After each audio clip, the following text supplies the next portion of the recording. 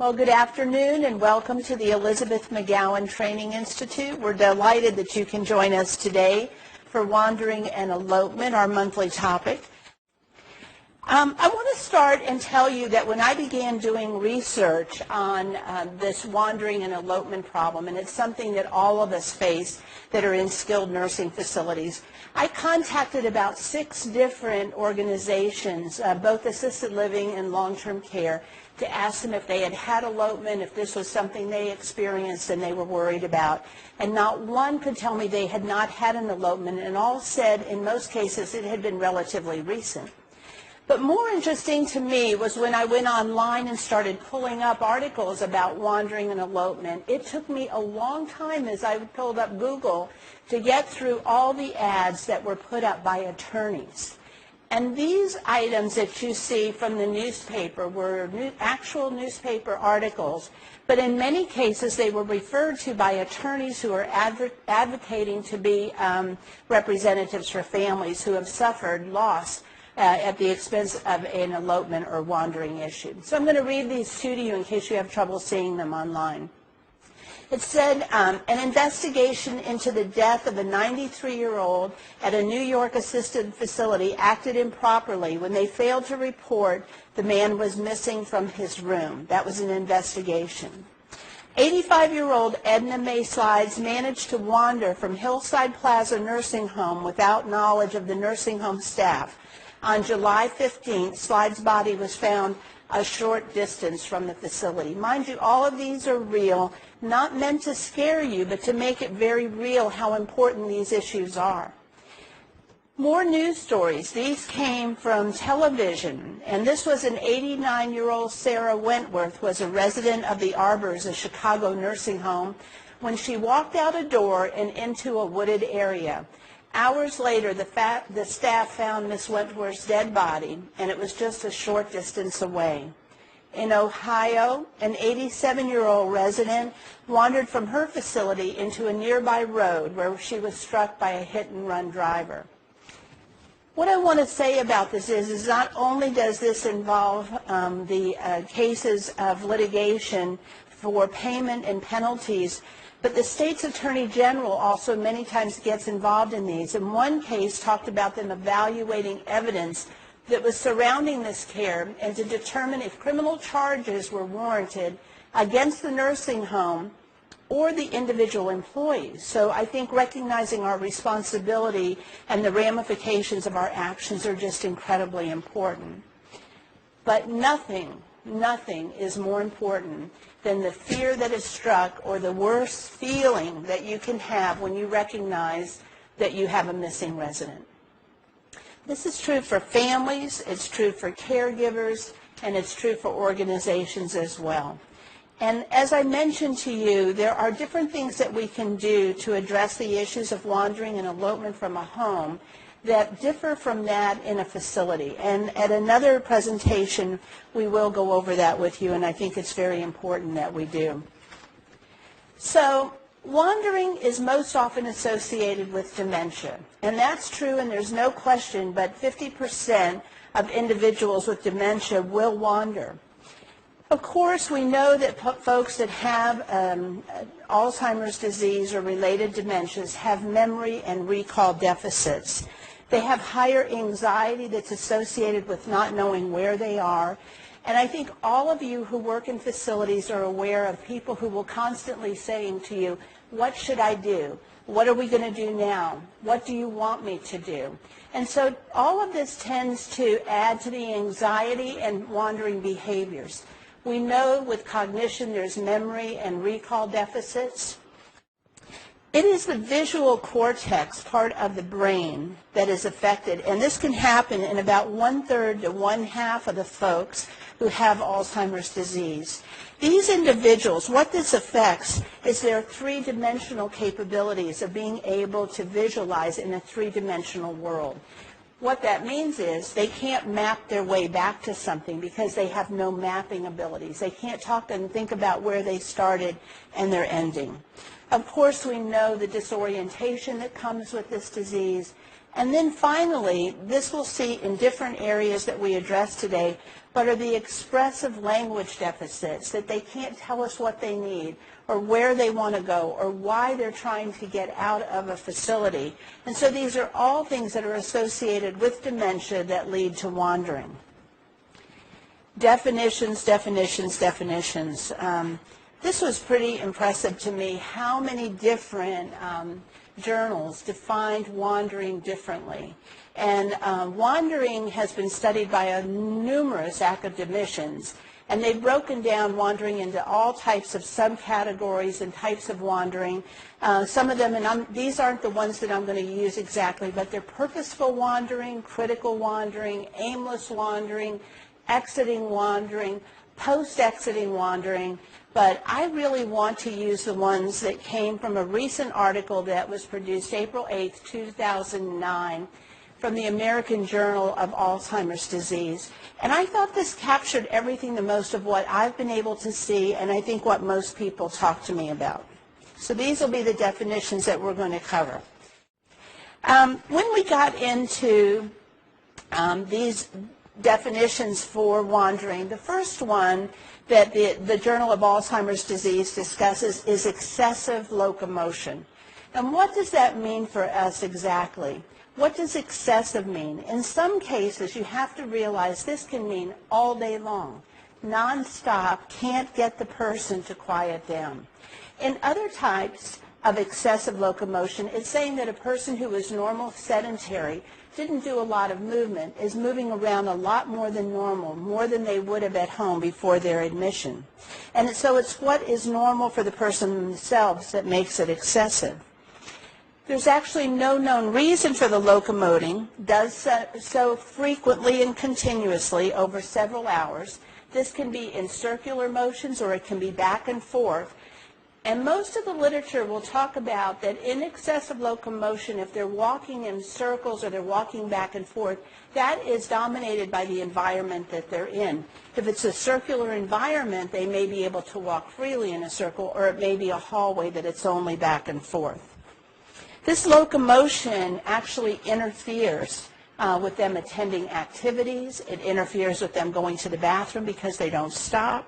This can result in excessive fatigue. We know that we've even seen problems with people's feet because they've walked too much, swelling in the ankles. I would tell you that when they lose their way interiorly, this can interrupt numerous people with what's happening, like going into activity areas that they don't know not to walk into that area. But more importantly, with this type of wandering, is the one I think that interferes with their ability to eat because they can't stop long enough to do that. Another area for this is interfering with going into other residents' rooms. And I think all of us have been through that, where you find someone rummaging in someone else's room, getting into someone else's bed. All of this we could call purposeless activity, or it could be very purposeful, that they're trying to find something. They're trying, even if it's their own mind, that they are so confused. So all of this is called wandering, and we always don't think of that as wandering, going into someone else's room, or if they're doing that pacing, they'll call it pacing, but this, by definition, is wandering. And losing one's way interior to care, that is where they're not finding the activity room, they can't find their way to the dining area, and need just predominant cueing over and over. What is the locomotion into off-limits or prohibited or hazardous areas? This can be something that is just going into other people's living quarters. It can be going into the kitchen. This can be going into stairwells. Any type of area within the facility that is an off-limit or prohibited, not just because it's, but because of safety, I think is the most important thing. We talk about locomotion at night, and people don't think about that as wandering, but somebody who gets up during the night and gets dressed and is ready for the day, in the literature, this is often referred to as another form of wandering. Whether it is aimless or purposeful, it is still a wandering activity. Why are we going through all of this? because every one of these activities can lead to what we're going to get to later, into elopement or exiting the facility and going into harm's way. These may be precursors and things that we should be looking for to see if somebody is exhibiting these signs. When we talk about traveling unaccompanied beyond doors and inside the doors, I'm going to talk to you a little bit about this. This is called exiting reference, and I think if there's something that we need to spend time on and really understand about this is we see this a lot and oftentimes fail to recognize that this is the precursor to elopement. What does this mean? It means that they're starting to leave. It may be that they're just saying, I'm going to leave. I'm going to leave now. When are we going to leave? When is my family coming to get me? This is where they linger at the doors, test the doors. All of us know that there are some folks with dementia that can actually put in the code. They've watched it enough, and we don't think they have the cognitive ability to use the code, but watched enough, sometimes they can. Another exiting reference is putting on their coats, putting on a purse over their shoulder. Those are all references to the point that these folks are trying to exit the building, or at least thinking about exiting, desiring to be away from where they're at. These are trigger symptoms. These are all signs that we should be looking at, care planning, putting into our service plans, and preparing and trying to prevent these folks. And we'll talk about those strategies in a minute. But I want you to be aware how often these activities occur that we don't think of that as wandering or an exit potential as long as they don't get out of the building, and that's not true. I want to talk to you also that some people don't think about packing a suitcase is an exiting reference, another thing that is a trigger for wandering or eventually for elopement. We've even had somebody call a cab, yes. And then removing identification bracelets, tags, anything else like that are called exiting reference. Seeking a means or an opportunity to exit is often seen with shadowing staff, family members when they get ready to leave through those doors. They're right there with them. And we know the folks that stay right by the doors. So those are exiting references. So then we come to exiting, which is simply put unauthorized exiting, which means it's unsafe for this person to leave and something that we don't want them to do. If they're asking to go home, any of these other things, this is something that we're anticipating they will do. Post-exiting, elopement. As we said from the beginning, there is no greater fear for families, whether it's from your home or a facility, no greater fear for facilities than this event happening. So I'm going to talk about what are the triggers that are some of the interventions. We've been over what wandering is or what those definitions are, but what are the interventions that we can take that can maybe reduce the amount of exiting activity or eventually elopement? Let's start with the idea of incontinence. What can we do about this? One thing is that when people, we know for a fact, and I mean this isn't new information for any of you who have dealt with people with dementia, but incontinence, the need to go to the bathroom. If they can't find the bathroom, that leads to wandering. So this is an idea where we need to put better markings on the door. And it may need to be 1, 2, or 3 types of signage on top of the door. It may be a man and women's room like somebody would recognize at an airport or a restaurant. It may need to say bathroom, or it may need to have a picture of a toilet that somebody could be triggered to go in and use the bathroom instead of wandering off looking for the bathroom. Isolation.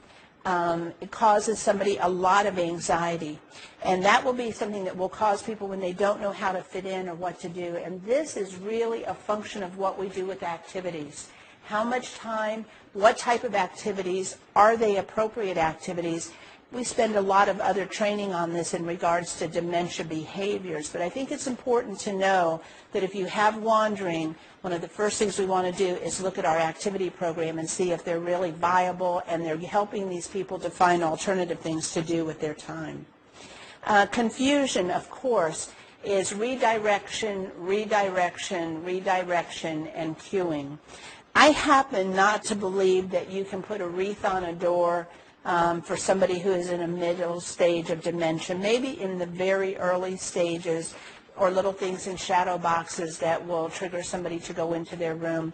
But for the most part, this becomes a repetitive need on the part of staff until somebody gets used to where their room is. It also points out that we don't want to keep changing residents' rooms and areas within facilities. That is incredibly confusing and leads to more elopement or increased agitation, more wandering, moving people from room to room. As much as possible, we need to keep those things stable. The other thing that helps with this is routine. If somebody has routinely gotten up, they go outside to hang the flag, they come in for breakfast, they come back out, and the whole day runs the same pretty much every day, that assists people also in giving them a sense of security, reducing anxiety. When we try to change up activities a ton for assisted living, that doesn't mean, or memory care units, it doesn't mean you can't have different activities, but they should take place in pretty much the same order, the same places, and it should have a routine. The mixing things up is very confusing for these folks. Thirst is another issue. If somebody is thirsty, they will begin to look and wander. We also know that water fountains aren't always the easiest thing, so we need to offer lots of fluids. But it is suggested in the literature to put larger signage over water fountains that people may not be able to even discern where the water fountain is. And that, again, is because of problems with their sight and vision. We know that there are comorbidities that affect folks that are involved, that have the disease dementia. They're not usually just with Alzheimer's disease or another form of Lewy body or Pick's disease or something else. They usually have other underlying conditions such as congestive heart failure, glaucoma, all sorts of things that affect how they're responding. And so we know that if somebody has visual problems with macular degeneration, glaucoma, cataracts, they may not be able to even discern that drinking fountain that's all silver with me. But does sundowner syndrome play a part in wandering and elopement? That's a great question, and yes, it does. The American Journal of Nursing, as well as the Alzheimer's Association, talks about at this hour of the day how careful we have to be. And interestingly enough, with sundowners coming at the time it does, is normally when staff is coming and going, and it's the greatest time that somebody can get out with them as they come and go, or as visitors are coming in that don't know even sometimes who the residents are. If you have more questions about that, send them over to me and I'll be glad to answer those. Going back to triggers of wandering and some of the interventions that we can take, I think this is one of the most interesting things that we have to think about. People who do this constant pacing or locomotion, going in circles, round and round and round, may be something that helps reduce their anxiety, may be very purposeful for them, but it also is a major calorie burner. And people can lose weight very quickly with this, and we have to look at ways, because they won't sit down and eat. So we have to get with the dietitian and with your kitchen to come up with food sources that these folks can walk and eat at the same time to make sure that they're getting the calories that they need. And there's nothing wrong with this. There's nothing in the regs that say somebody cannot eat a sandwich on the go, that you can't hand them a chicken nugget as they walk around, that you can't hand them a cookie as they walk. We would like it to be nutritious food, but we know they also love sweets. And so as they're walking, there's no reason they can't be eating. I am going to mention to you that in a dementia facility, when people are walking and eating, it increases the chance for things falling on the floor and someone else slipping. So please make sure that when you see people who are eating and walking, that you're watching for that. You're still responsible to be following up after them and for the safety of everyone else as well. They talk about, with the restlessness of walking, that if there is a continual path, do you have any items of interest or things that can get them to stop? That's going to be very individualized. What might stop one person won't stop another.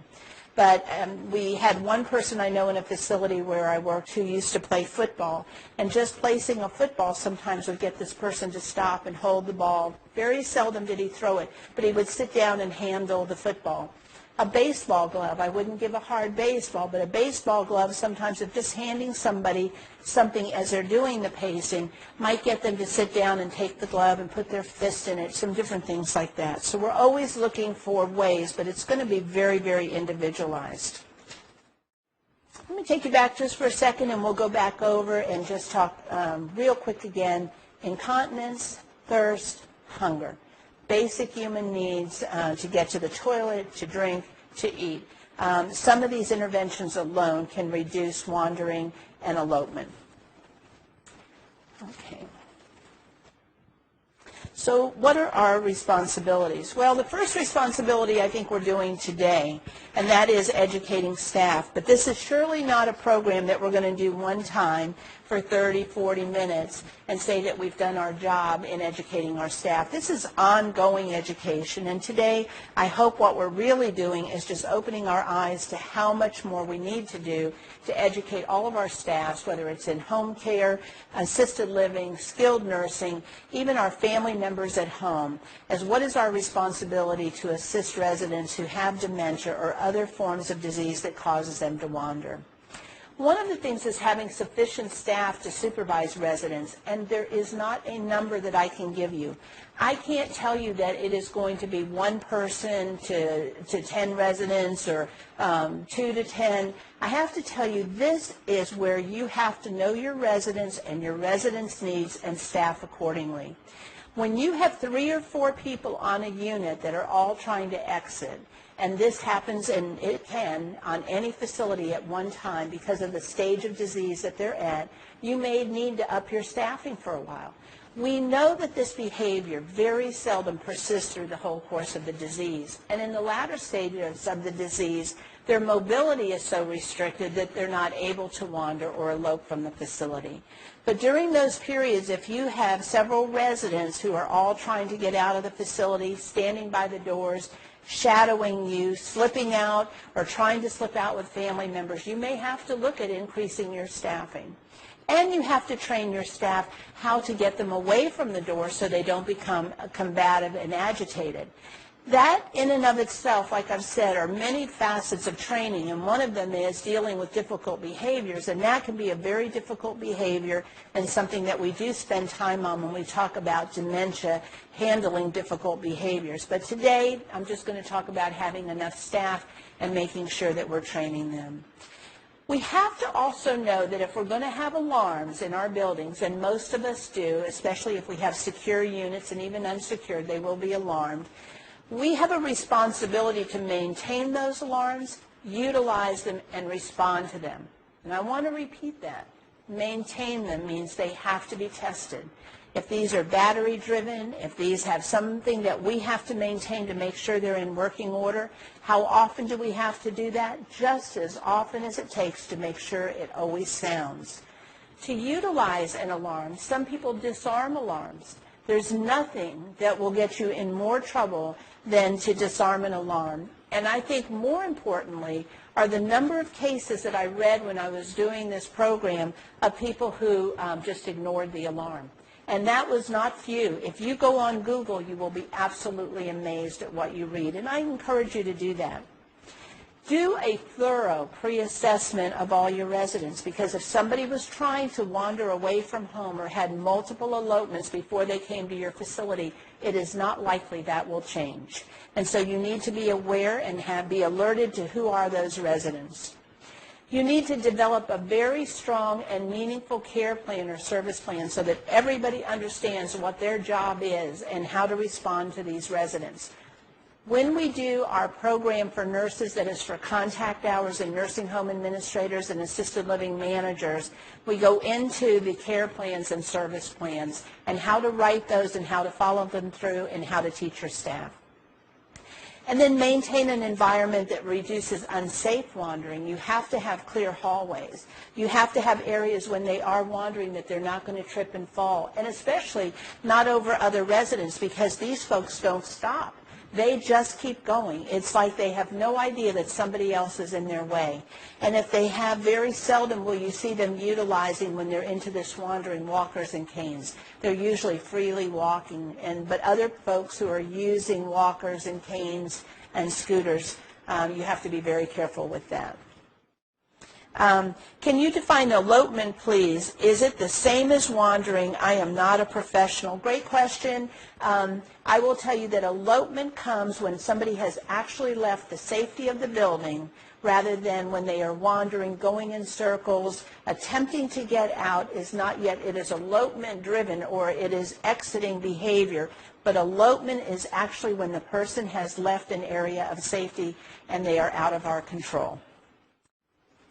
Elopement, some things we should know. I think this is important. Mortality for those who elope rises dramatically after 24 hours. I have to tell you, this was in the literature everywhere, that if somebody's gone for more than 24 hours, the chances of return, this is not like children. We know that those numbers go up. But let me tell you what happens in elopement. In these situations, because of the frailty of the people who are going out and their inability to seek help for themselves, their reasons for death are most often from drowning. We'll see this again in a few minutes. Hyperthermia when they live in hot areas or it's very warm outside. Hypothermia when they're in colder areas of the country. Dehydration, which we know happens so quickly in seniors. And then finally, highway death. Some of this I'm going to go over a little bit more with you, but I want you to be aware of what we do know. One thing we know for sure is that you can take all the precautions in the world and the interventions that you can make, and elopement may still occur. I have worked with some of the finest facilities. I have consulted with, I think, some of the very best, and for all they have done, elopement has still occurred. So I think what we have to do is that we need to be ready for it, and we're going to talk about that, what to do if an elopement does occur. But elopement occurs most frequently during the first days to weeks after a person is admitted to a facility. And if you were in the room, I would say, why is that? And the reason is very clear. They're more disoriented because they're there, but even more importantly, it's because we don't know the residents yet.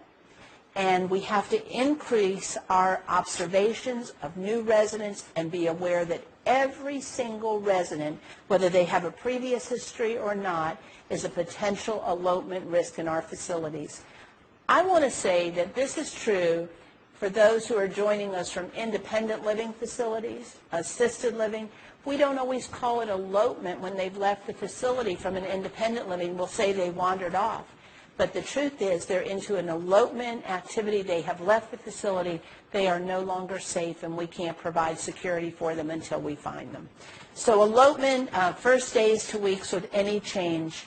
I'm always concerned when we have new residents, do we have enough staffing to get these folks very comfortable, to cue them, to get them to their right rooms, to make them feel safe, and do we spend that kind of time with them? It's all of our responsibility, from receptionists, activity coordinators, dietary, housekeeping. None of us can think this isn't our responsibility. Once somebody is entrusted to us, it doesn't matter what your position is, we're responsible for keeping them safe. So let's talk about elopement for a minute, and what should our response to elopement be? The first thing is that we have to have an immediate staff-initiated search of the facility and the premises.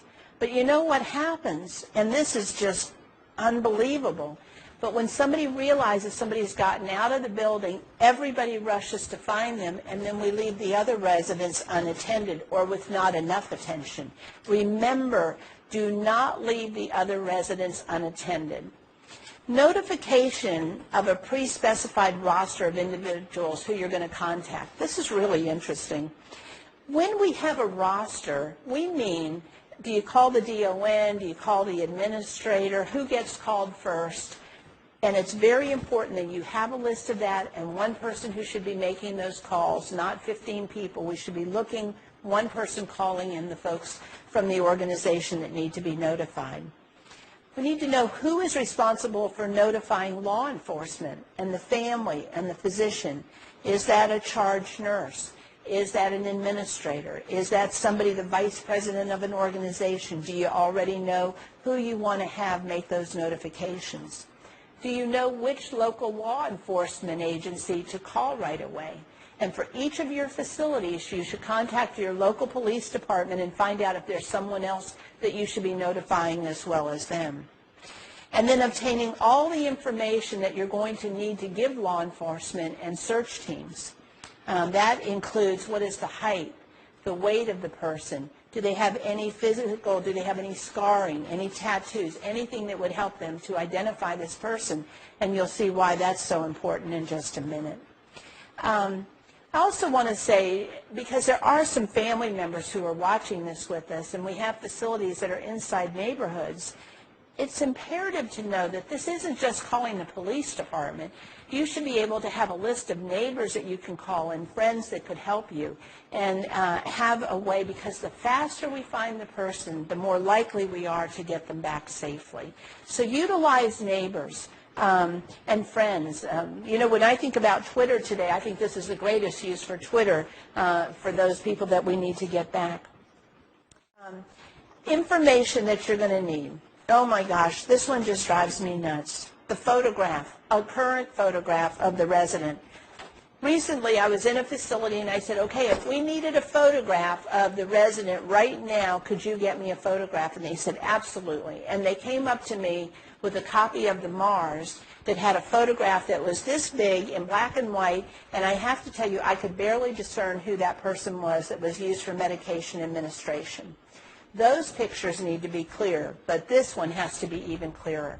And you need to save the photographs, and it should be on a digital camera, if at all possible, and you should save those for every resident that comes into your facility. And if a resident is admitted on a Friday, you can't take the photograph on Monday. Remember, if they're most likely to wander and elope during the first hours or days that they come into a facility, when do you think we're going to need the photograph for the police right away? This is it. So we want a photograph immediately of the resident. That should be part of the admission as they come in. If at all possible, we want to have a description of the clothing of the individual where they were last seen. And a lot of times you're going to hear this POL, the point of location last seen is what they talk about. We want to know their height, again, their weight, their identifying characteristics. Where were they last seen? Who was the person who last saw them? If previous attempts to wander were attempted, where did they go? Did they have a special place they went? Have you ever noticed in your facilities that when other residents have wandered off, they've seemed to have been found in a certain area? Those are all things that are going to be very helpful in your search. Do they have any medical conditions that law enforcement will need to know about should they find this person? Do we need to know something about the medications that they're on? Anything else that would be helpful if someone were to come across this person? All the things that I learned when I did some of this research, these were, I think, the most amazing to me. Dementia residents may simply wander into an area leaving absolutely no clues other than scent, that's it, really, other than scent. They show no sign of passage through the area. When somebody who is not cognitively impaired recognizes they are lost, there is a tendency to start leaving things for people to find them. Or they will know that they're getting hot and will take off a jacket. Something else that they might do to make themselves more comfortable. They might have had something in their pocket to eat that they would drop something on the ground. In these cases, most people leave with no items or accoutrements on them, and they don't know to disrobe if they start to get hot. They're not going to take off their shirt. So they don't leave any signs. The majority are found, oh, this is so sad, in drainage creeks or heavy brush or briars. And this is interesting because what you see here in this picture, and I hope you can see it well, is a path. They're saying in the literature from search and rescue, these people, when they get a vision to go out, they just go straight. They don't change. They don't know to take the path. They just keep going in the direction of which they're walking. Interesting study was done in Virginia, And it said that when people left facilities and they started to get their way of where they were going to head, they most often headed towards the sun, wherever the sun was. So that was one clue that was used and often in the start of a search and rescue. It's not 100% of the time, but more common than not. The reason they're found in the brush or briars is because once they start walking straight, they don't have the idea to try to go back and find a path. They just keep going through the brush and briars. Hiding is very common. I didn't understand this at first. I almost with children thought, well, they would think they were going to get in trouble if people were calling them. Some of the significance of this was done in a study that was done up in Northern Virginia, where they have many, many retired military personnel, and they have a kind of, I guess you would say, a hypothesis that the reason they hide is that people go back to that time of when they were in war, and when they're out in the brush and this area, they're hiding because of that. I thought that was fascinating. So we have to look for hiding. We have to know the idea that they're not going to follow a path normally. So when you begin the search, they talk about putting out a search party and that do the walking the lines, and they go through heavy brush and have to be prepared to do that. That's why sweep teams are most effective in recovery, because they're not going to follow that path. They will walk that straight path until they can't walk or progress any farther, and that is why they end up in creeks and drainage ditches. Most are found within 1/2 to a mile, some as far as a 2-mile radius of the place they were last seen. And it's one of the reasons that search and recovery units every 2 hours go back to the areas that have already been done, right in that 1 to 2 mile radius of an area where the person was last seen. Some more search and rescue facts are that individuals will not respond to being called by their name. Possibly a child, when you call, if they're not afraid of getting in trouble, will respond when they're called by name. Not so in folks with Alzheimer's disease that have wandered away from facilities. As a matter of fact, those numbers were very high that did not respond. I think they were almost none. Most individuals will not call out for help, and again, those numbers were very, very high. This one is shocking, that many of the individuals who have wandered into areas where people are in a group, large areas in a city, are thought to be homeless rather than being lost. And there were several articles of people who were homeless for days, seen by police, but were not picked up because rather than thinking they were lost or wandered away, they were homeless. We don't have very good statistics on how many people wander a year. I had a lot when I first started doing the study, and I'd write them down. They kept changing. What I realized as I read more is that when somebody wanders away from home and the family is able to find them, they're not reported as an elopement. The only time that we're really seeing heavy elopement is when people have been put out on an Amber Alert, a search and rescue team, helicopters have been used, or for facilities that have had to report this when the person's been gone for a certain number of hours and you've had to report it to the state. So the numbers of people who are wandering and away are very high, way higher than anything that we have done in studies. So it's something to think about. But I had not considered the homeless issue myself before. Age has absolutely no predictive value for survivability. It turned out that it was more the area they were in and what the temperatures were rather than their age. And utilizing dog teams and trackers may play the most critical role in locating an individual, and that's because of the scent. Very important that we recognize these facts that we just went over, that to go out screaming names and think they're going to be responding or calling for help if we're in an area are probably not going to work at all. Prevention. If there's anything that we can do, it's one thing to talk about search and rescue, but let's go back to prevention for a minute. One are those care plans and service plans that we talked about. The next one is anticipating any resident that has the potential to wander and elope and then do something about it. And one of those is identification bracelets. It's interesting that a lot of folks won't wear them, and I think this is a concern for many facilities. These can be just strictly medic alerts that you can have the person's name put on them. On these it says here what number to call and who the caregiver is on this. And I want to tell you that the Alzheimer's Society has plenty of stuff that has to do with Wander Safe and these alert guards and things like that. But I also want to tell you that I was fascinated when my daughter ran in a marathon, that we were advised to get one of these little plates that you put on her shoe, and it's laced on the shoes. And I thought that was fabulous because it was almost impossible to get them off. I bet they're still on her running shoes, to be honest with you. And also on these you can put important medical information, and the person is not always aware of them as long as they have their shoes on when they wander out of the facility. The other thing is on clothing. On every single piece of clothing is to put the person's name and a phone number. The name isn't going to make any difference. What we want is a contact number, and if there's something that you need to sew in, like diabetic, allergic to penicillin, something like that, until they can contact you. And we'll talk about a few other devices here as well. Facility elopement drills are imperative because they may never get out of the facility. They may stay right in your facility if you're able to do this effectively and quickly, and to find the person before they wander far from the building or elope far enough away. People don't want to hear this, but sometimes you have to discharge a resident from a facility when you can no longer protect them.